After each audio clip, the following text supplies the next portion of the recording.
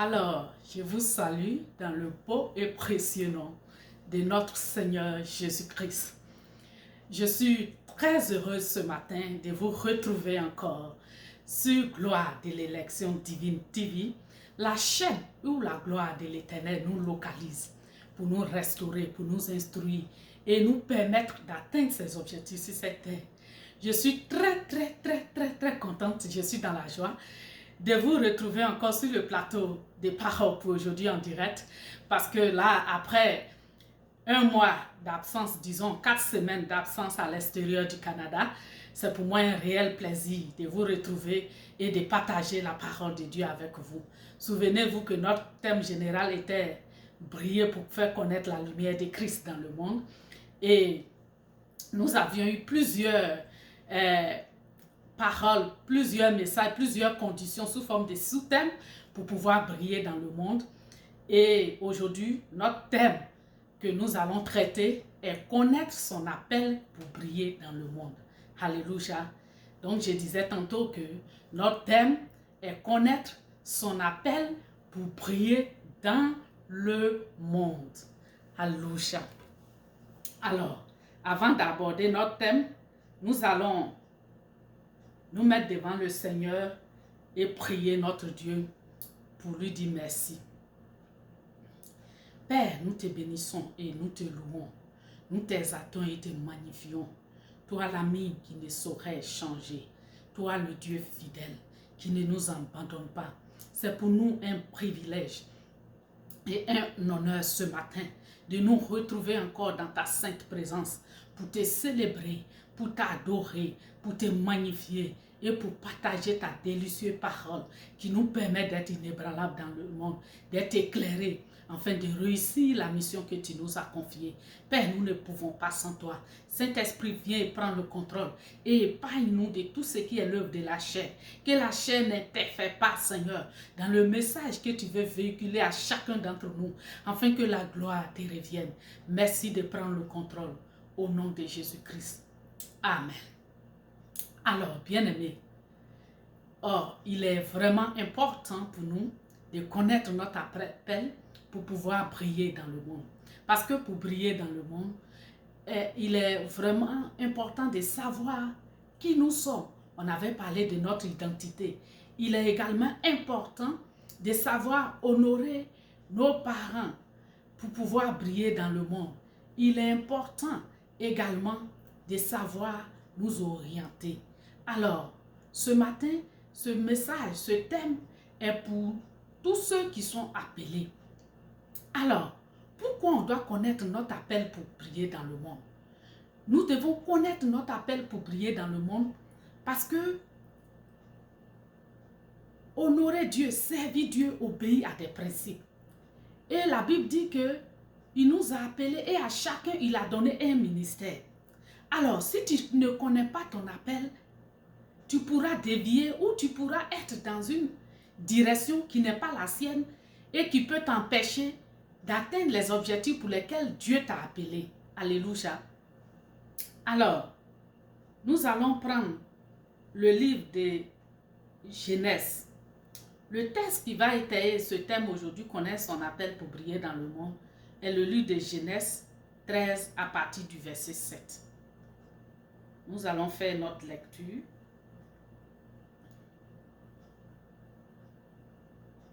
Alors, le livre de Genèse 13 à partir du verset 7.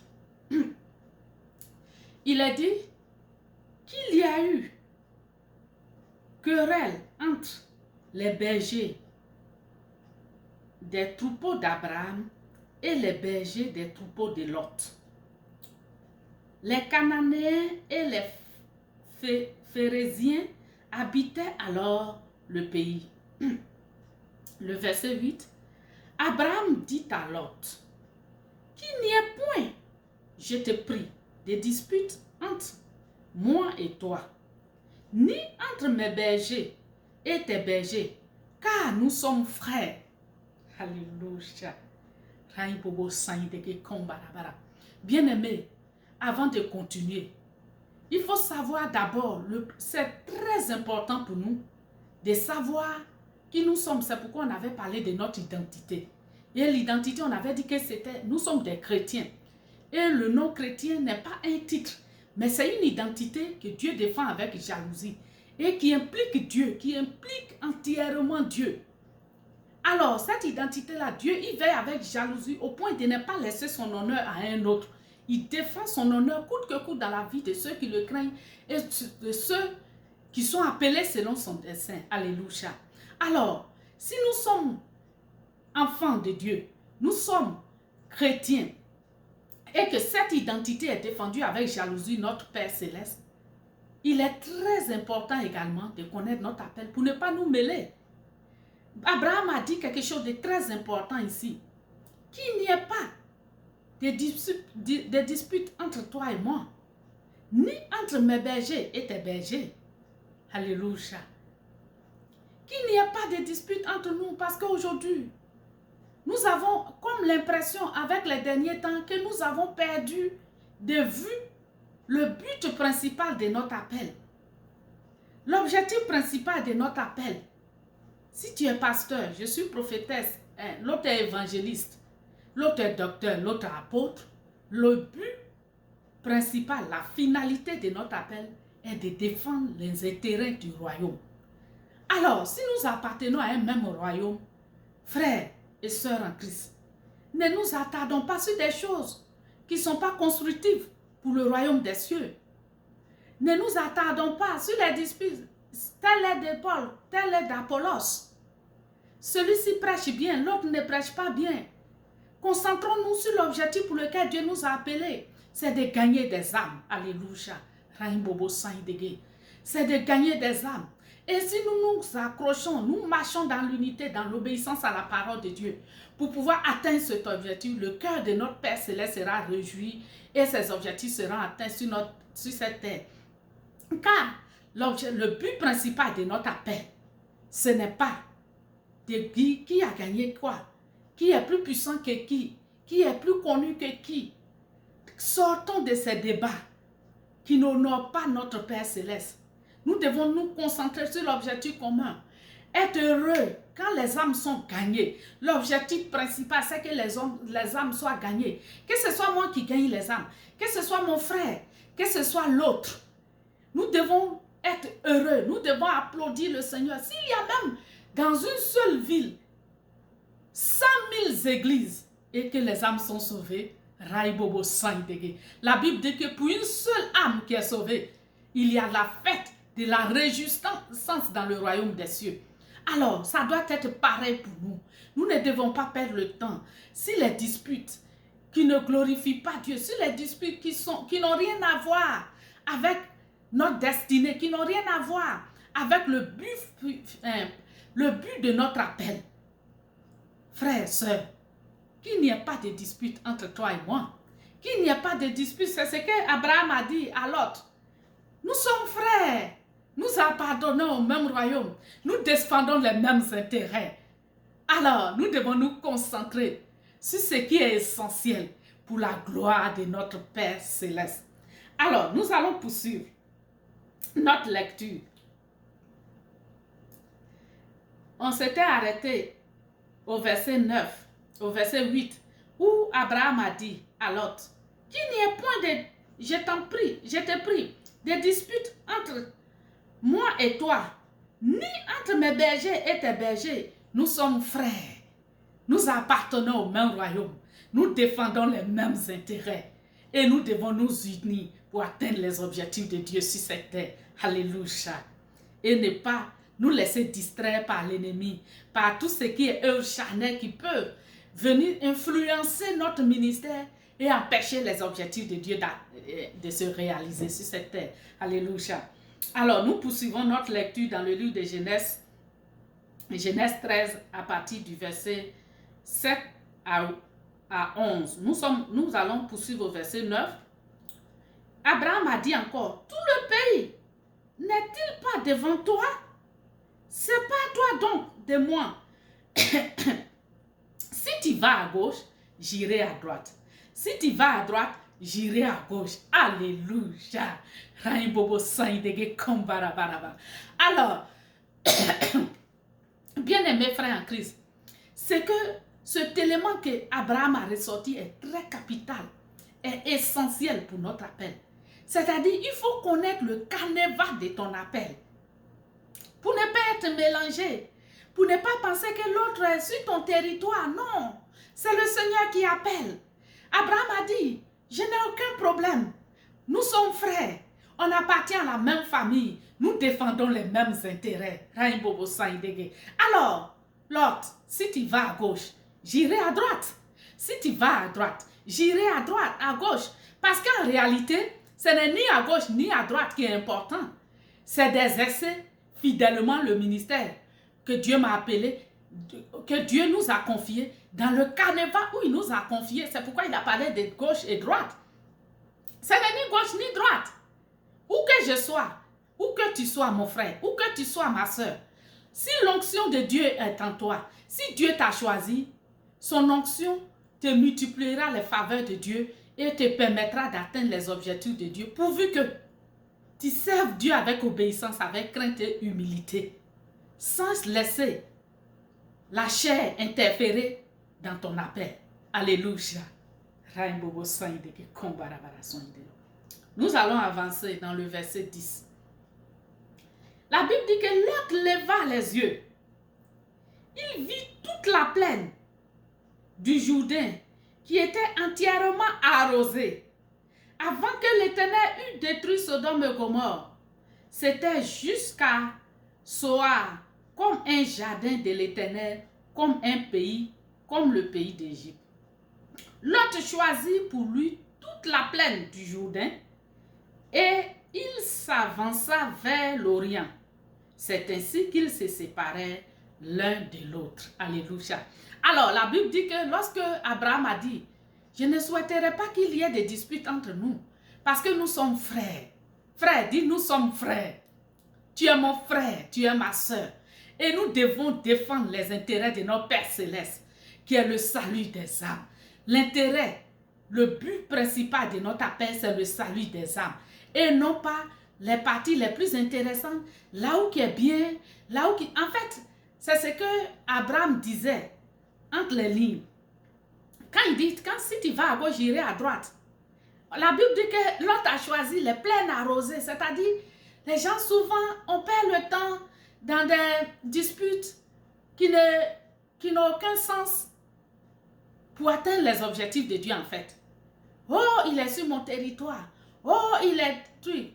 Bon, si le territoire, il y a 100 000 âmes, es-tu sûr que tu es capable toi seul de sauver les 100 000 âmes? Non. Chacun prend son canevas, il marche selon le canevas dans le canevas de son appel, sans empiéter sur le ministère de l'autre. C'est très important. C'est très important. Il faut qu'on respecte le ministère de l'autre. Qu'il soit petit ou qu'il soit grand. Parce que, souvenons-nous de la parabole des 10 talents. Dieu a donné à chacun selon ses capacités. Dieu a donné à chacun selon ses capacités, frères et sœurs. Dieu a donné à chacun son appel, son ministère, selon son bon vouloir. Si tu as eu 10 talents, c'est parce que Dieu sait que tu en es capable. Si tu as eu 5 talents, fais-le avec honneur, joie et obéissance. Si tu as eu un talent, ne dis pas que je vais l'enfuir. Fais-le sans empiéter sur le sang, faire des concurrences avec l'autre. Nous ne sommes pas en compétition. En fait, c'est ce qu'Abraham voulait dire à l'autre. Toi et moi, nous sommes frères. On défend les mêmes intérêts. Nous ne sommes pas en compétition. Mais malheureusement, et cela tient au cœur de Dieu. Aujourd'hui, c'est ce que nous voyons. Nous voyons des frères et sœurs qui sont en compétition, malheureusement. Nous voyons des hommes de Dieu en compétition, malheureusement. Il faut que je montre que je suis puissant que lui.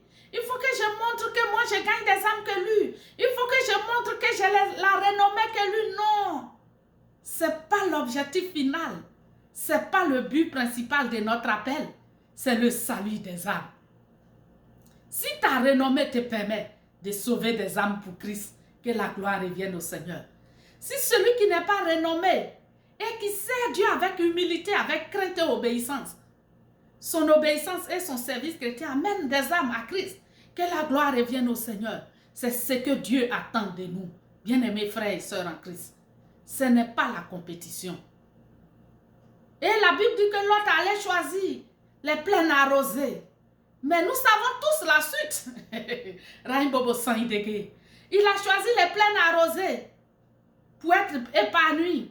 Et l'autre, il a dit, peu importe ce que tu choisis, moi j'irai là où que tu as laissé. Parce que en fait, la réalité, le plus important, ce n'est pas de choisir les plaines arrosées ou bien d'avoir la renommée ou bien d'être en compétition. C'est de servir Dieu comme Dieu veut qu'on le serve. Si nous avons atteint cet objectif, le cœur de notre Père Céleste sera réjoui. Bien-aimé, c'est très important. Et ça tient au cœur de Dieu que nous puissions le servir selon le canevas qu'il a tracé pour nous, dans l'obéissance et pour la gloire de son nom. Alléluia.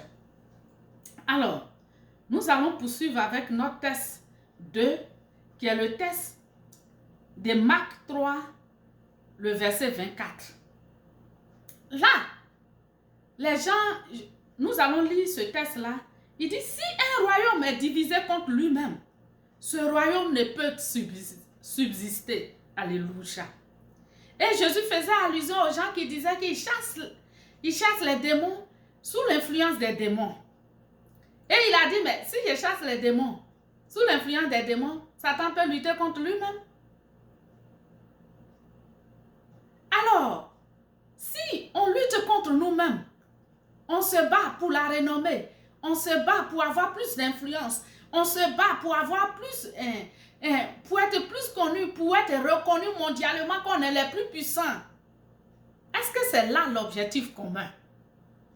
Est-ce que c'était le but principal pour notre appel? Non. Le but principal de ton appel, de mon appel, frères et sœurs en Christ, c'est que les âmes soient sauvées. C'est de défendre les intérêts du royaume. Car un royaume divisé contre lui-même ne peut subsister. On ne peut pas appartenir au royaume des cieux, défendre les intérêts de Dieu et être en compétition. On ne peut pas atteindre les objectifs de Dieu. Les âmes ne peuvent pas être sauvées. Alléluia. Que Dieu nous bénisse. Alors, nous allons aller rapidement. Notre temps s'écoule.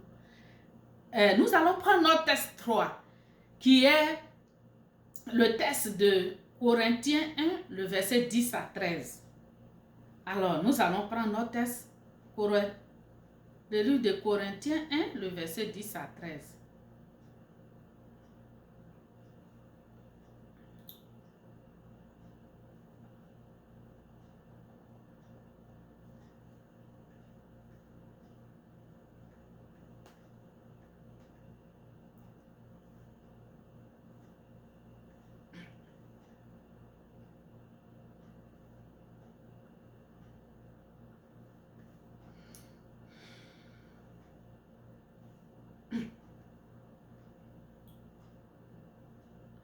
Nous faisons notre lecture.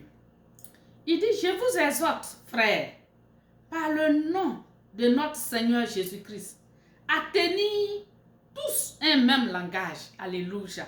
C'est Paul qui exhorte l'église de Corinthe.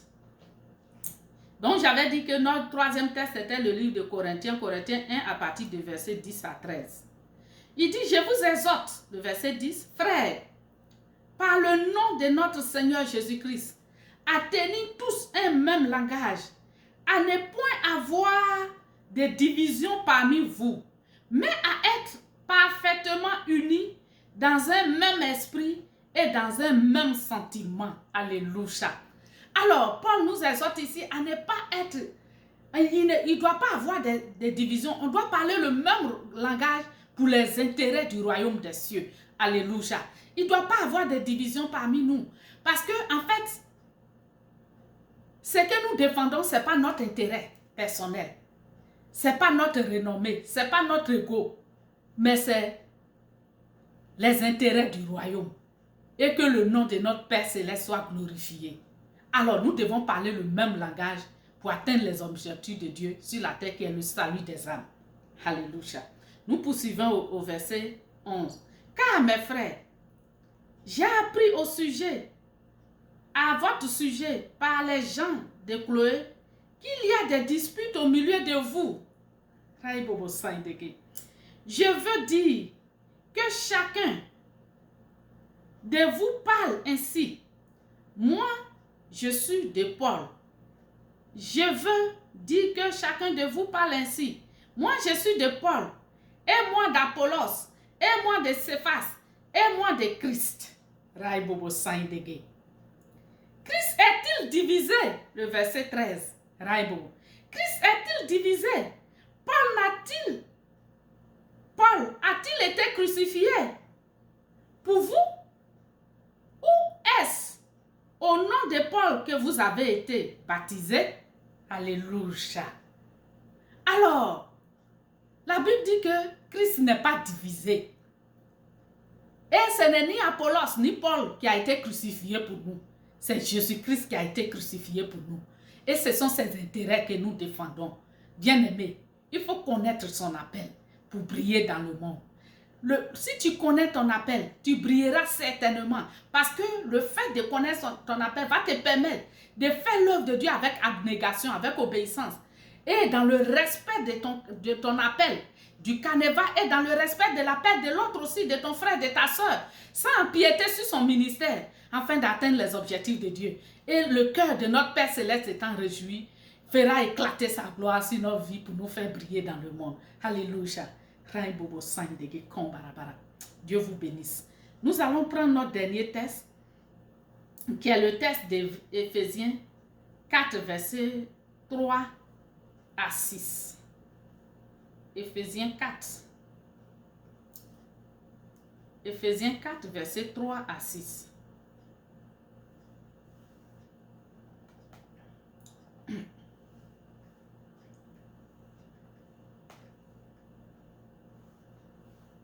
Éphésiens 4,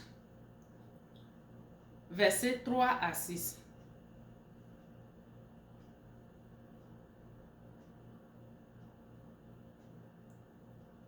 Nous allons commencer à partir du verset 1. Il dit, je vous exhorte, donc, moi prisonnier dans le Seigneur, à marcher d'une manière digne de la vocation qui vous a été adressée,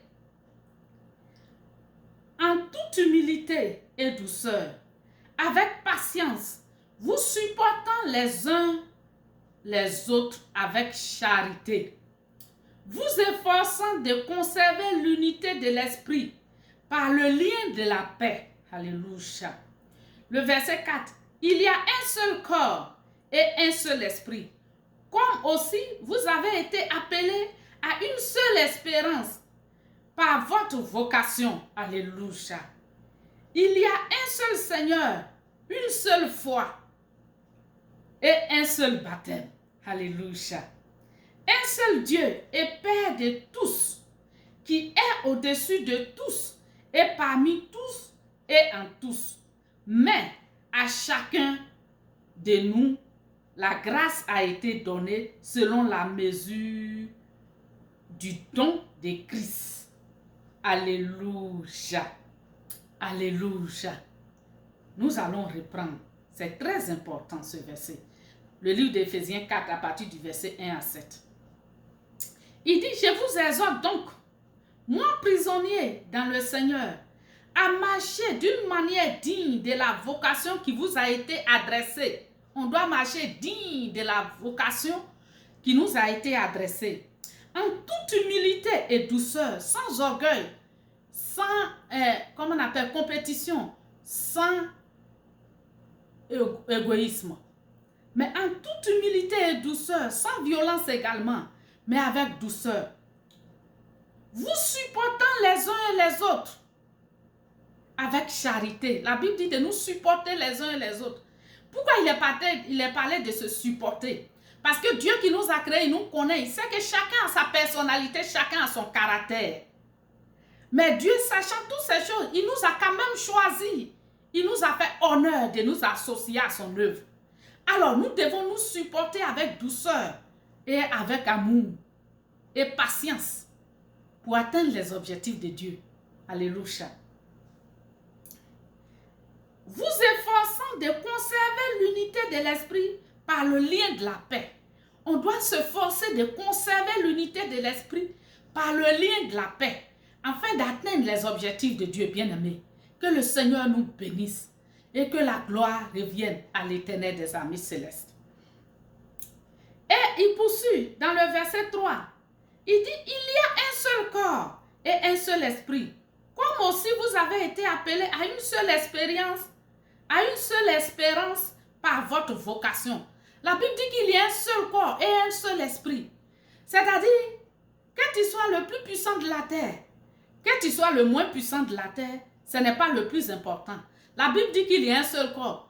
Ta plus puissance là, c'est pour un seul corps qui est Jésus-Christ. Une seule espérance en Christ. Que tu sois le plus faible, la Bible dit on n'a qu'à se supporter, que le plus fort supporte le plus faible. Et on avance pour atteindre les objectifs de Dieu. Et notre cœur doit battre pour cela. Notre cœur doit battre pour les intérêts du royaume. Et non pour comment je suis puissant que l'autre. Non. Et non avoir un esprit de compétition et de disputes qui ne font pas avancer le royaume des cieux. Alléluia. La Bible poursuit encore dans le verset 5. Il dit, il y a un seul Seigneur, une seule foi, un seul baptême. Alors, tout ce que nous faisons, tout notre appel, qu'on soit puissant ou moins puissant, dans l'appel, dans notre service chrétien, tout est pour la gloire de Dieu, pour un seul Seigneur, le Seigneur Jésus-Christ, un seul baptême et un seul salut.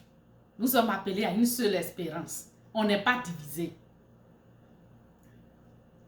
La Bible poursuit encore au verset 6 de Éphésiens, c'est ça? D'Éphésiens.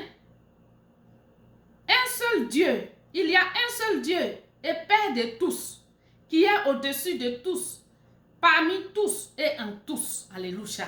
Un seul Dieu et Père de tous, qui est en tous, au-dessus de tous. Le seul Seigneur établi au-dessus de nous tous, de nos ministères, de notre appel, c'est Dieu lui seul. Aucun ministère n'est au-dessus de l'autre. Que tu sois le plus puissant ou le moins puissant, chaque ministère sera honoré selon la qualité de service que tu as offert à Dieu et non selon la puissance que tu auras développée dans le monde. Alléluia. Car le seul établi au-dessus de nous tous, ce n'est pas le plus puissant sur la terre, mais c'est le Dieu élevé au-dessus de tout. C'est ce qu'il est dit ici. C'est ce que la Bible nous dit. Il dit, il y a un seul Dieu et Père de tous. C'est le seul Dieu qui est au-dessus de tous. Il est un seul Dieu qui est au-dessus de tous. Aucun être humain ne sera Dieu au-dessus de ses frères. Alors, si nous sommes appelés, on doit se respecter dans le canevas de notre appel et honorer Dieu selon l'appel que Dieu nous a confié en toute humilité, en nous supportant les uns les autres et que les plus forts prient pour les plus faibles pour que nous puissions atteindre les objectifs de Dieu sur la terre, afin que nous puissions réjouir notre cœur céleste et qu'il fasse briller sa face sur nous. Alléluia. Donc, il a dit qu'il y a un seul Dieu au-dessus de tous. Mais à chacun de nous, le verset 8, la grâce a été donnée selon la mesure du don de Christ. Donc, il y a un seul Dieu qui est établi au-dessus de nous.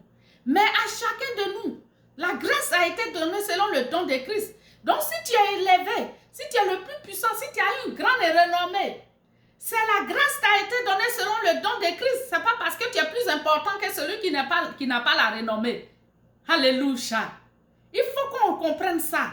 Parce que c'est important aujourd'hui. Les derniers temps, on a l'impression que l'Église est en compétition. Mais avec qui? Nous sommes. Et nous avons un seul but. Nous adorons le seul Dieu qui nous a appelés. Alléluia. Alléluia. Le verset 8. La Bible dit, c'est pourquoi il est dit, étant monté au-dessus, étant monté en haut, il a amené des captifs et a fait des dons aux hommes. Alléluia. Alors, nous qui étions captifs, nous n'étions rien. Si nous ne sommes pas appelés, c'est par pure grâce. La Bible dit selon la grâce du don de Christ. Donc, ce n'est pas pure grâce. Que tu sois le plus puissant, que tu aies plus de renommée, ce n'est pas plus pure grâce. Ce n'est pas pour autant que tu dois minimiser ou piétiner le ministère de ton frère qui n'a pas de renommée. Il faut qu'on se respecte. Il faut qu'on serve Dieu dans le respect des ministères de l'autre. Et ne pas être en compétition car nous servons le seul Dieu élevé au-dessus de tout. Ta renommée ne t'élève pas au-dessus de ton frère. Alléluia. Mais Dieu t'a accordé cela par pure grâce selon le don que Christ t'a fait. Alléluia. Que le Seigneur te bénisse. Nous allons prier. Père Céleste, nous te bénissons et nous te louons, toi qui nous as appelés selon ta grâce. Merci de nous instruire ce matin, d'éveiller encore notre conscience sur l'objectif principal de notre appel, afin que nous sachions, nous soyons éclairés et que nous ne nous dévions pas, nous ne soyons pas déviés dans ce monde. Nous ne perdons pas dans le temps, dans les disputes qui ne vont pas glorifier ton nom, ni faire avancer le royaume des cieux. Aide-nous à marcher dans ta crainte. Aide-nous à honorer le ministère des uns et des autres. Aide-nous à nous supporter les uns et les autres, à soutenir les plus faibles dans la prière pour que ton nom soit glorifié. Car que un soit élevé, que l'autre soit moins élevé, nous avons tout reçu par grâce. Et c'est pour tout ce que nous faisons et pour ta gloire. Toi, le seul Dieu élevé au-dessus de tout. À toi, toute notre reconnaissance. Merci Seigneur. Amen. Alors, nous bénissons le Seigneur qui nous a fait honneur encore de partager ce merveilleux moment avec vous. Et nous vous disons que l'œuvre a repris. Alors, nous aurons nos directs comme on l'avait prévu sur ce centre d'évangélisation et d'enseignement biblique. Nous aurons aussi les paroles pour aujourd'hui écrites et comme en direct, comme je le fais aujourd'hui. Et nous aurons aussi nos programmes sur ma page Facebook de harmonie conjugale, où Dieu nous instruit encore pour consolider les foyers chrétiens. Nous aurons également nos programmes de prière, ça s'en vient. Nous aurons nos programmes de prière pour cette année. Préparez-vous, quand le moment sera venu, je vous communiquerai la date. Que le Seigneur vous bénisse. À bientôt.